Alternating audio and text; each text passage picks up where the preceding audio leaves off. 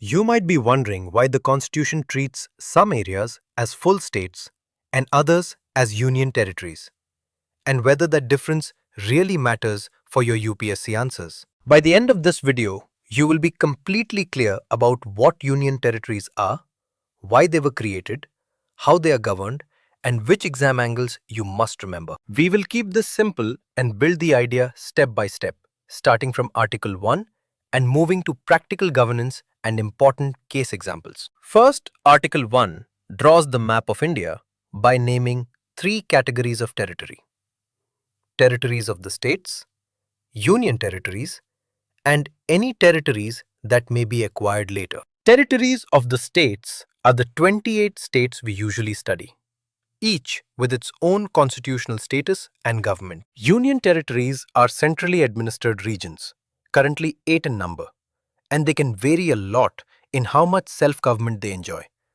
The third category is neat but empty for now: territories that may be acquired by the Government of India in the future. To understand why UTs exist, we need a quick historical sketch.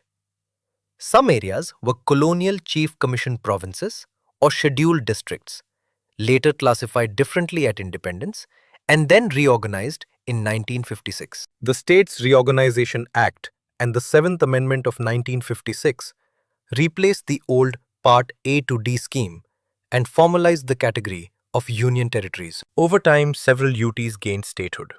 Think Himachal Pradesh, Manipur, Tripura, Mizoram, Arunachal Pradesh, and Goa, showing that UT status can be transitional. Other UTs emerged from integration of former colonial enclaves like Goa, Daman and Diu, Dadra and Nagar Haveli, and Puducherry, which came from Portuguese and French rule. Why create a UT instead of a state? Often for political or administrative sensitivity.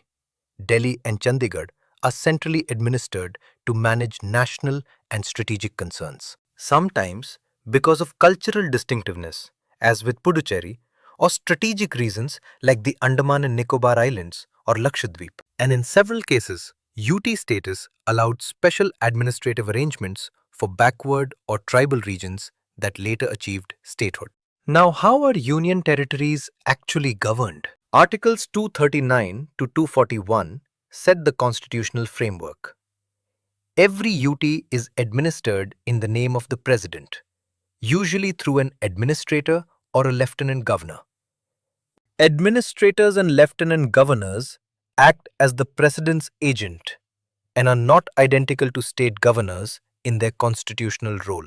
Parliament enjoys wide power over UTs and can legislate on any subject for them, even making laws on state subjects in a UT. A few UTs have legislatures.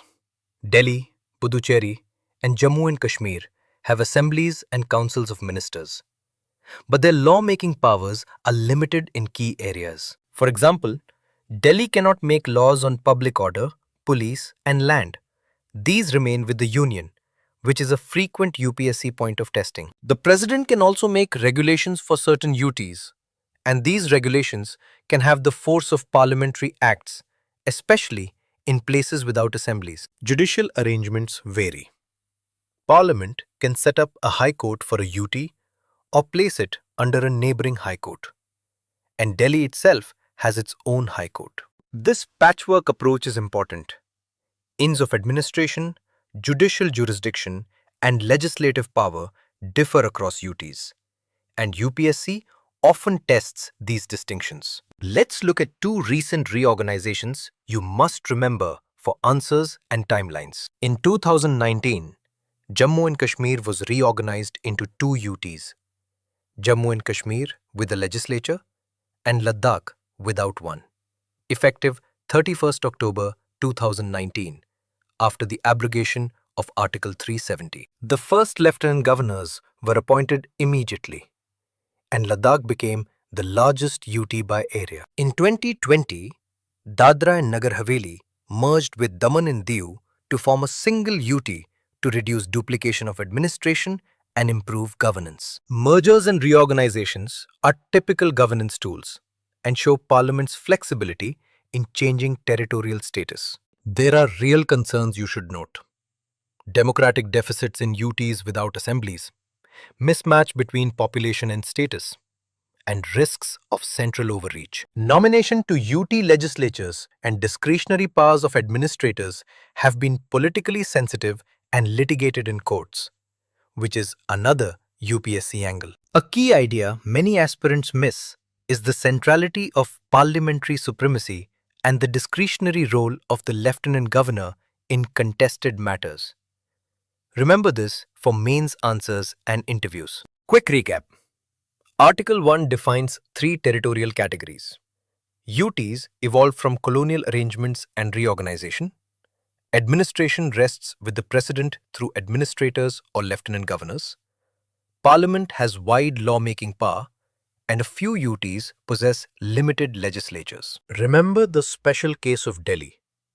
National Capital Territory status, 70 assembly seats, restricted legislative powers on police, public order and land, and an active role for the lieutenant governor. For UPSC, focus on constitutional provisions, Articles 1 and 239 to 241, the practical differences in governance, landmark reorganizations of 2019 and 2020, and the democratic concerns that follow from central administration.